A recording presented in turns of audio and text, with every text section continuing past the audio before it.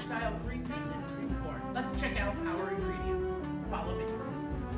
Alrighty, our ingredients for this time is our delicious ground beef. This is a 3-pound one. That's usually like a standard size. You could always do smaller. This would probably feed about 4 people. I think 4 to 6, more or less. It depends on how much. It depends on how much everybody loves meatloaf, right? You'll kind of see once we make it. We then have our 2 sides, French-style green beans and cream corn. We now have our mixture of how we're gonna make everything. So this is where you're gonna put some grated Parmesan, some ketchup, about 3 eggs. Usually you do like 1 egg for each pound, more or less. Basically, a meatloaf is like a giant meatball. So that's kind of how we're gonna prepare this, the exact same way. We have our breadcrumb, also mixed in with our 5 delicious spices, our garlic powder, crushed red pepper, parsley flakes, Italian seasoning, and of course our ground black pepper. We then have our canola oil, and then all that we really need this time are the 2 bowls right for the sides. You might want a knife, obviously you're gonna need a knife to cut the meatloaf, a spoon, as well as a big mixing bowl in order to mix everything together, and then a nice greased up pan when we put the meat in the oven. So let's start mixing our meatloaf together. Alrighty, so you want to make sure that when you're adding in your ground beef, it's nice and fresh. If you do freeze it, you want to make sure that it's completely thawed out, right? You want to make sure you have nice big chunks as shown, right? And then just from here, just start breaking it apart now. It'll just save you time. And kind of, as you're doing it, it's also kind of, making sure that if any pieces were defrosted, it's now more manageable to kind of play around with. I know this looks kind of disgusting, but once everything looks cooked, everything looks nice. So again, just break all the pieces apart now. It'll save you time like before, especially like I said before, if anything's frozen. Alrighty.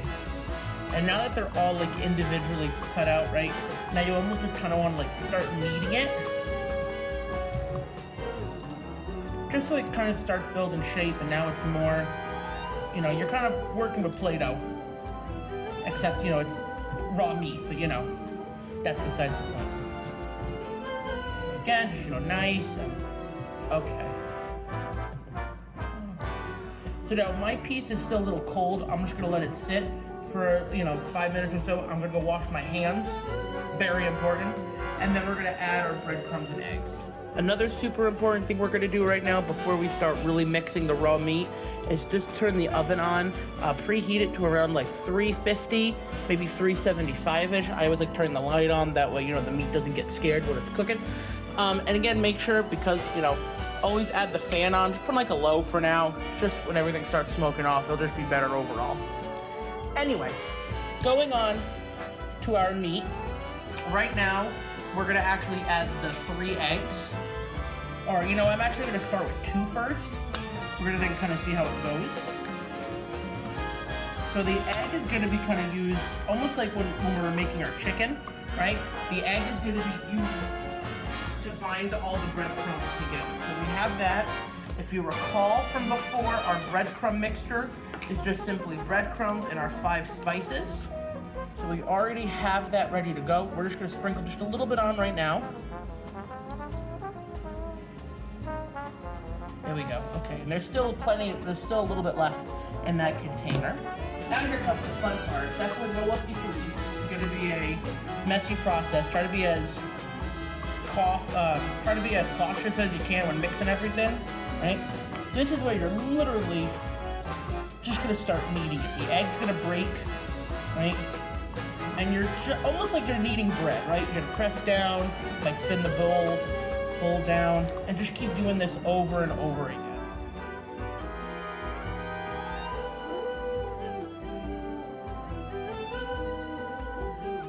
You can see most of the breadcrumb is already stuck to the meat, which is great. However, there's a lot of parts in here, as you can see, that are not breaded. So now looking at it, we are going to add our other egg in. Perfect. You can take it and just push it around, start mixing it in now, right? And now I'm just gonna add the last bit of the breadcrumbs anyway. Yep. Put that away. Okay. Like I said, just keep kneading it and mixing it, pushing it down, moving it up. So now, if you wanted to make meatballs, right, this is the exact same way. You're gonna do everything except instead of just keeping it as this big loaf, right, you would then just make like a golf ball sized meatball. So it's the exact same way. And now see when I just keep touching it, right, you just sort of keep squeezing it together. Put a little hot potato with it, right? But now if you notice, some of it's not, like it's very cracked, right? Like it's starting to get dry. So you could add another egg. The problem is though, the more eggs you add, it could get a little bit, you know, literally eggy. And it's not really gonna pair well with the breadcrumbs. So what we're gonna do is just add a tiny bit of water. There's like a little cup right here. We're not even gonna use this much. Like I'm talking like little drips here and there. I'll keep it off to the side in case I want to use it again, but I know we're not going to need it. So with that water, right? Oh yeah, see, much better.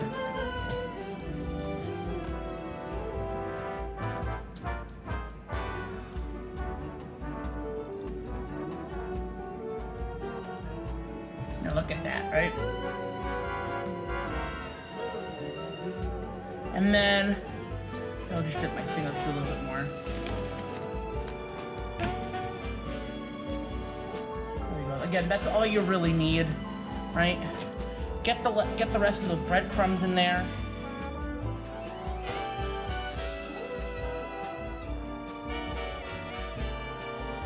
As you keep doing it, right? You're just gonna make a big ball. First, just to make sure all the meat's really intact. You know, kind of play catch with it, throw it up carefully, you know. Really start squeezing it in. Okay, now we're gonna let that sit for a second. We're gonna oil our pan, and then we're gonna, you know, transplant the meatloaf onto the pan. All right, and now for one more thing that I wanna add right now is some cheese. So we're just gonna sprinkle a whole bunch in, right? We should have mixed it in the first time. I forgot, I apologize. Or then, not start back from square one, but we wanna make sure that that cheese is in here. So squish it all in again, right? Add a little more cheese. You actually don't want a lot. So that's gonna be it as a whole. And then again, like I said, start kneading it back in again.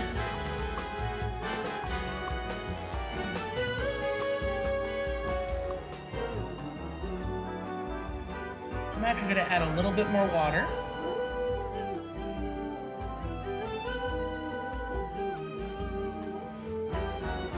Now it's one solid piece again. Perfect. All right, now we're going to oil up our pan. Okay, so the reason why we're going to oil our pan, you could just put tinfoil everywhere, but I think cooking it in oil on the bottom actually makes it taste a little better. We're literally just going to add a small thing, right? And then just using a paper towel, right? Just folding it in half, as such. And then just spread it all around. Really get the corners, right?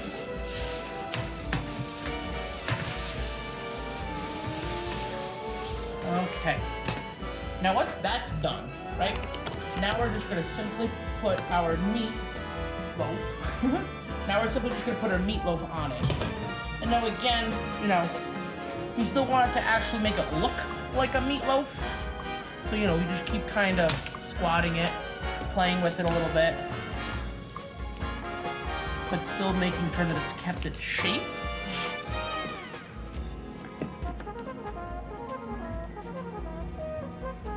Again, you want to make sure it's still one solid piece. If it starts breaking now, it's going to start breaking once it's getting cooked, and then you'll see more of the cracks. But that's kind of what we're going to do, right?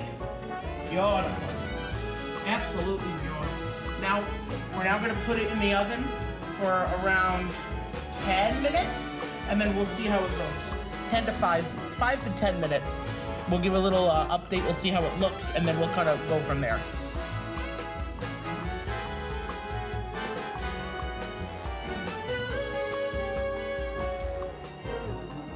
So what we're gonna do right now, actually, is just kind of give a little checkup on here. Looking good. See how it's already starting to brown over here, right? This is excellent. All we're gonna do, I just want to kind of play with it, move it a little bit. Want to make sure it doesn't stick to the bottom. Because if it sticks, then it's gonna be all brown and dark, and it's not gonna be as good. Perfect. Now we're gonna let that sit again for a couple minutes, right? And then once it actually browns a little bit more on the top, we're then gonna use our ketchup and make like a nice little glaze on top.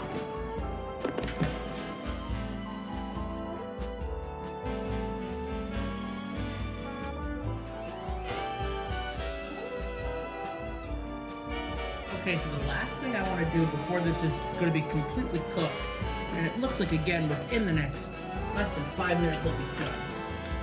Stir this up. So I just want to rotate this first, right?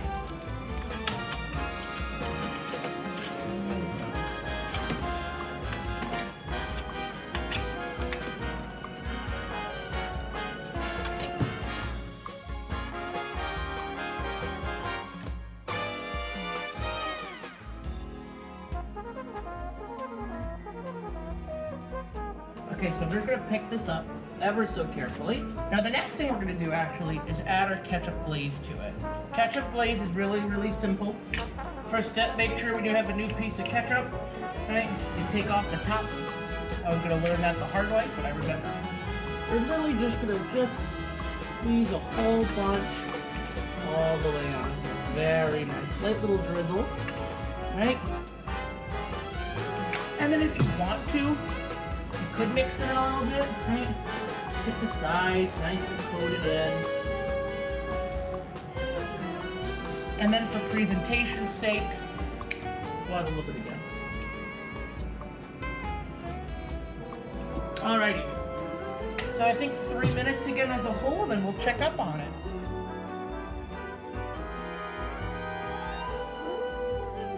As this is finishing up, this is also be a great time to get your sides ready, such as your green beans and as well as your delicious cream corn. Start heating those up. Just getting those ready because I think we're going to start the plating actually very soon. Let's get this open again to get a better color. It's not quite there. There's still some pink inside. Very pink on the inside. So we're still going to let that cook for a while. Alrighty, so let's look one more time after another 5 minutes in. Oh yeah. This is done. Look at that. Look on the inside. Right? We have a nice brown in here. If you want to let it be a little more, you can. A little bit more on top. This is almost done. But so I would give it another 5 minutes. And then I'm gonna take it out on top, and then we're gonna start plating. Alrighty, I think with a total of 20 minutes, I think it took to bake this. I think this is done. You can see on the inside just how juicy and delicious this looks. When you cut into it, you know, it's just absolutely fantastic. As you guys saw, I cut into it already, just so I could also see how the middle was looking. If it was too pink, you know, put it on for another 5 minutes, see how it goes. But with that done and the sides ready, I think it's time for the plating. Alrighty, so now we're gonna grab a piece of our delicious meatloaf. Our first piece. Grab another one. Perfect. And then we have our sides. Our delicious green beans.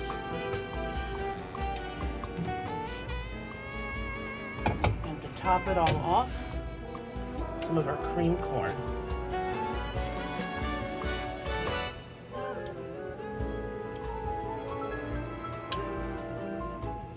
Look at that, folks. Absolutely delicious. Perfect for any dinner. A nice, good comfort food. Absolutely delicious. And with that being said, guys, dig in. Happy eating. Thank you again for watching.